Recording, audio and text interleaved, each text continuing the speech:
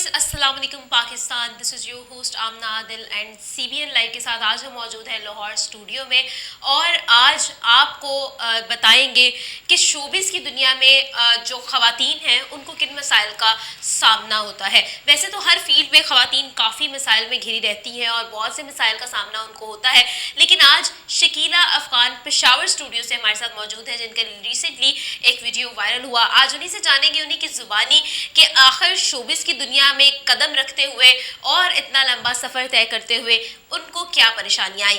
तो जी शकीला हमारे साथ मौजूद है पेशावर स्टूडियो से, तो बात करते हैं, उनकी तरफ चलते हैं। अस्सलाम वालेकुम शकीला, सबसे पहले तो आपसे चाहेंगे आपका तारुफ, तो अपना तारुफ करवा दीजिए, आपने क्या क्या किया और कितना किया। सबसे पहले तो बहुत शुक्रिया कि आप लोगों ने मुझे अपने प्रोग्राम में जो तो मौका दिया बोलने का। उसके बाद मैं कहना चाहूँगी कि मैं अफ़गानिस्तान से ताल्लुक़ रखती हूँ, मेरा नाम शकीबा अफ़गान है और इसके अलावा मैं पश्तो गाने भी गाती हूँ, रेडियो आरजे भी हूँ और पश्तो ड्रामों में भी काम करती हूँ। अच्छा शकीला, आपसे ये जानना चाहूँगी कि पहले आपने क्या किया और आप पहले आरजे बनी या फिर आप ड्रामों में गई या आपने सिंगिंग स्टार्ट की, सफ़र शुरू कहाँ से हुआ आपका, ये भी ज़रा हम जानना चाहेंगे। मैं सबसे पहले जो है तो रेडियो के आरजे बनी हूँ, वो भी जो है तो मेरी घर के हालात कुछ ऐसे थे, मैं जॉब की तलाश में गई थी।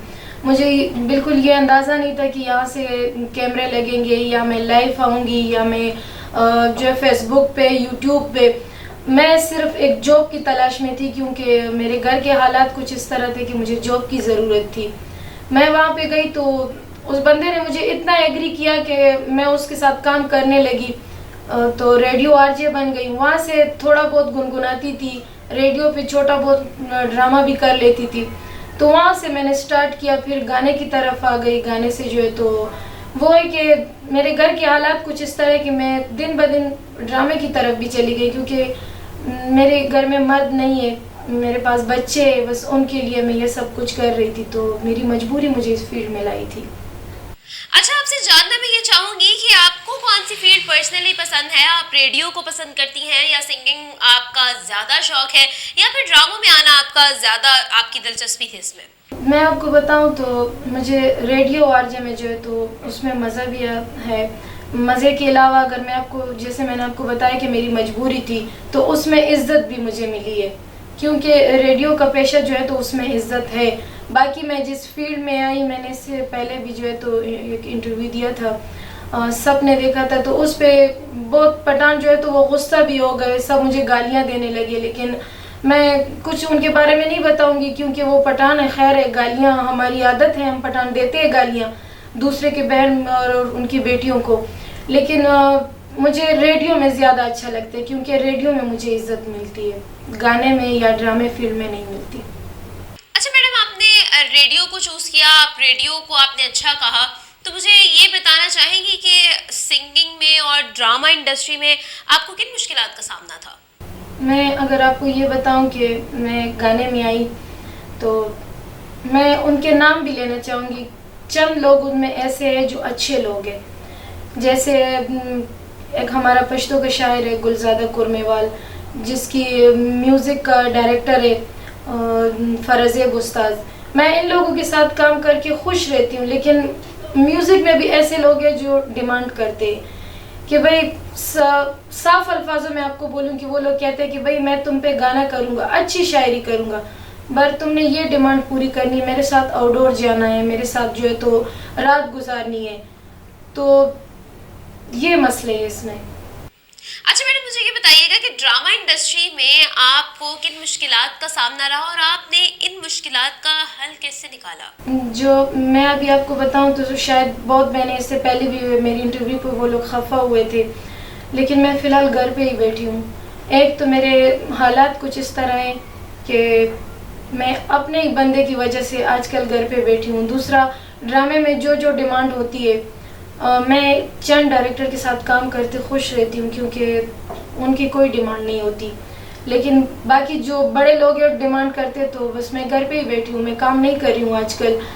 बस अल्लाह का आसरा है। बस वही रेडियो जाती हूँ, वहाँ से जो तो अफ़गानिस्तान के लिए कमर्शियल करती हूँ और बाकी दूसरे रेडियो वहाँ पे जाती हूँ, प्रोग्राम करती हूँ, उससे मेरे घर का ख़र्चा चल जाता है। मेरे ख़ुद का यूट्यूब चैनल है اس سے تھوڑا بہت خرچہ چل جاتا ہے. ڈرامے میں بھی یہی ڈیمانڈ ہے, جو لڑکی یہ ڈیمانڈ مانتی ہے تو صحیح ہے, جو لڑکی یہ ڈیمانڈ نہیں مانتی تو کچھ بھی صحیح نہیں ہے. میں نے اس سے پہلے بھی بات کی تھی, ہمارے ایک ڈائریکٹر ہے امجد نوید صاحب, میں ان کے ساتھ کام کرتی ہوں تو خود کو محفوظ سمجھتی ہوں. جیسے ریاض شاہد صاحب ہے, ان کے ساتھ کام کرتی ہوں. لیکن باقی جتنے بھی لوگ ہیں ان کی پہلی ڈیمانڈ یہ ہوتی ہے کہ بھائی یہاں پہ کام نہیں کریں گے پشاور میں, ہم لوگ چلے جائیں گے کہیں آؤٹ ڈور. لیکن آؤٹ ڈور جانا ان کا, یہ خود ڈیمانڈ نہیں کرتے کہ اپنے لیے لڑکی, نہیں ان کے دوست ہوتے یا ان کے ایسے جو باہر سے آتے یا کسی طرح ان کے ساتھ ان کا رابطہ ہوتا ہے, تو وہ ان کو کہتے ہیں کہ فلانی لڑکی کو ہم لیں گے اور اس سے تمہارا جو تو وہاں پہ مری پہ چلے جائیں گے اور بس اس کے ساتھ تم یہ کر لو گے. وہ جو شاید بہت لوگ اس وقت پھر مجھ پہ انگلی اٹھائیں گے, بہت سارے لوگ خفا بھی ہوئے ہیں میری اس باتوں پہ, لیکن میں اگر اس باتوں پہ میں گھر پہ بھی بیٹھ جاؤں تو مجھے کوئی افسوس نہیں ہے, کیونکہ میں نہیں مانتی ان باتوں کو. اور سارے میڈیا میں آپ دیکھیں تو میں نے ان کی آواز جو ہے تو اٹھائی ہے. جو لڑکیاں یہ سب کچھ مانتی ہے تو وہ مری بھی جاتی ہے, وہ ہر جگہ جاتی ہے, کام کرتی ہے. میں بھی گئی ہوں, کام کیا میں نے بھی, لیکن ان ڈائریکٹروں کے ساتھ جیسے امجد سید لالا ہو گئے, امجد نوید ہو گیا, ریاض شاہد ہو گیا, میں ان کے ساتھ کام کرتی ہوں, لیکن وہ بندے ڈیمانڈ نہیں کرتے. باقی جو یہ ہے تو ان کے ساتھ وہ ہوتا ہے کہ یہ اپنے دوستوں کو لاتے, ان سے پیسے لیتے. ہمیں وہ پیسے بھی نہیں ملتے ان لڑکیوں کو جیسے وہ دیتے. ایک لڑکی کا 15,000 ملتا ہے تو یہ اس کو 7-8 ہزار دے دیتا ہے, لیکن اس لڑکی کی رات بھی خوار ہوتی ہے, اس کا دن بھی خوار ہوتا ہے. میں ان لڑکیوں سے کہہ رہی ہوں اگر یہ لوگ اس طرح کریں گے تو آرٹسٹ آج کل کوئی نہیں ہے, اور پشتوں میں تو بالکل نہیں ہے. پھر میرے بھائی کہیں گے کہ یار اس نے پٹھانوں کو ٹارگٹ کیا, لیکن پٹھان جو ہوتے تو وہ غیرت کے نعرے لگاتے, لیکن آج کل پٹھان بالکل نہیں ہے, ختم ہو گئے. میڈم آپ سے میں یہ جاننا چاہوں گی کہ باقی فنکار جن کو اس طرح کے مسائل کا سامنا ہوتا ہے وہ ان کو کس طرح سے ٹیکل کرتے ہیں, ان مسائل کا حل کیسے نکالتے ہیں, کیا وہ کمپرومائز کر لیتے ہیں؟ جتنی بھی لڑکیاں ہیں اس فیلڈ میں تو آپ سب کے گھر کے حالات چیک کرو تو سب مجبوریاں سے ہے, تو لازماً بات ہے وہ مان لیتی ہے اس بات کو. جو نہیں مانتی وہ شکیبہ کی طرح گھر پہ ہی بیٹھ کے رہ جاتی ہے. میم آپ سے یہ جاننا چاہوں گی کہ حکومت کی طرف سے آپ کی کوئی مدد کی گئی, آپ کی امداد کی گئی, یا پھر آپ کو نیشنل ٹی وی پر موقع ملا ہو, ایسا کبھی کچھ ہوا؟ میں اگر یہ بات کہوں کہ میں اداروں کو وہ تو نہیں کرنا چاہتی, لیکن وہاں پہ بھی وہ لڑکیاں جاتی ہیں جن کے تعلقات اچھے ہوں. میرے کوئی تعلق نہیں ہے تو میں نہ پی ٹی وی پہ جا سکتی ہوں, نہ میں دوسرے سرکاری چینلوں پہ جا سکتی ہوں, کیونکہ میں جو ڈیمانڈ ہوتی ہے وہ میں نے آپ کو پہلے بتا دیا, وہ میں نہیں مانتی. اور نہ میں مانوں گی اگر میری رزق ان لوگوں کی وجہ سے ہے تو بے شک وہ رک جائے. لیکن آج کل جو ہے تو میں اپنی حکومت سے بھی یہ چاہوں گی کہ صرف میرے لیے اتنا کر دیجئے. جو میرا میاں تھا جس سے میرے نکاح ہوا تھا وہ مجھے بلیک میل کر رہا ہے, اس نے سارے اسٹوڈیو والے کو, میں اپنا چھوٹا سا چینل چلاتی ہوں جس سے میرے بچوں کا خرچہ چل جاتا ہے, لیکن وہ بندہ سرعام آ کے اسٹوڈیو میں جاتا ہے, اسٹوڈیو والوں کو دھمکیاں دے رہا ہے کہ بھائی اس پہ کوئی بھی کام, باقاعدہ وہ وائس میرے پاس پڑے ہوئے ہیں جن جن اسٹوڈیو پہ یہ گیا اور ان کو دھمکی دی ہے.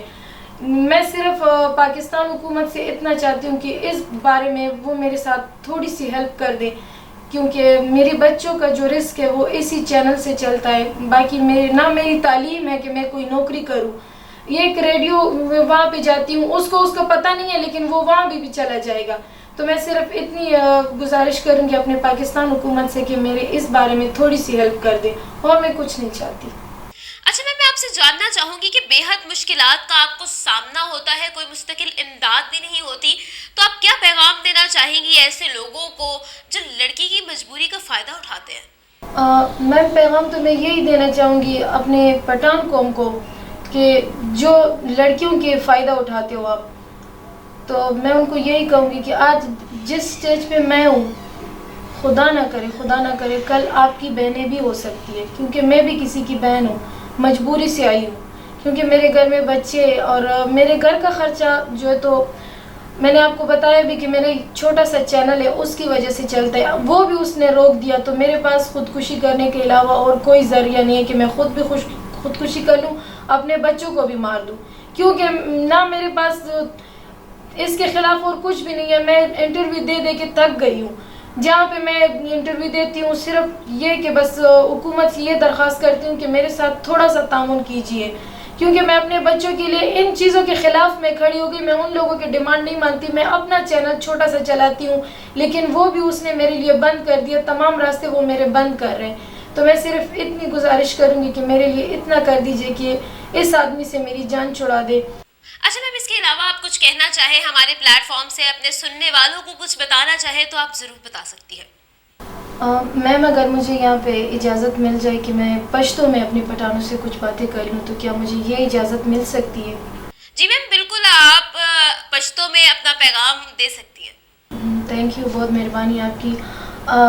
زما پښتنو رونو خويندو دینه مخکې ما یو انټرویو ورکړی و په کوم چې تاسو ډیر غټ اعتراض کړو چې پښتانه شکیبي یاد کړی دي.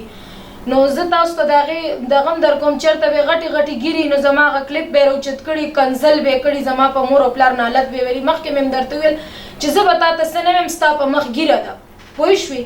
زه تاسو یې سم نه ویم، خو صرف دونه درته ویم کنه چې پښتون نو پښتانه چاته کنزل نه کوي. ته د کوم ځای پښتون چې تر پاسې او ته کنزل کې ماته.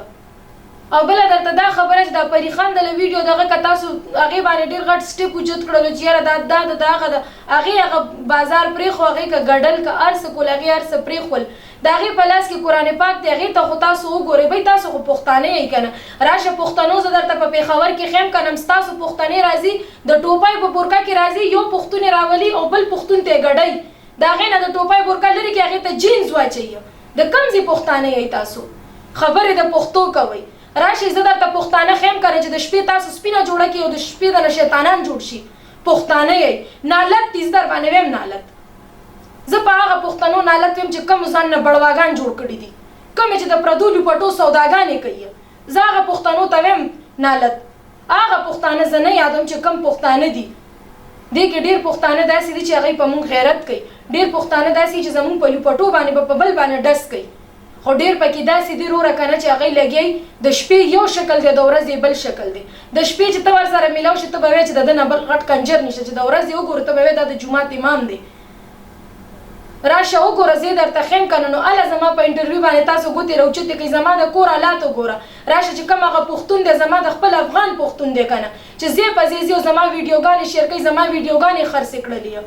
زه دنیا ته داسې کړم چې د 2 روپو یې نه کړم.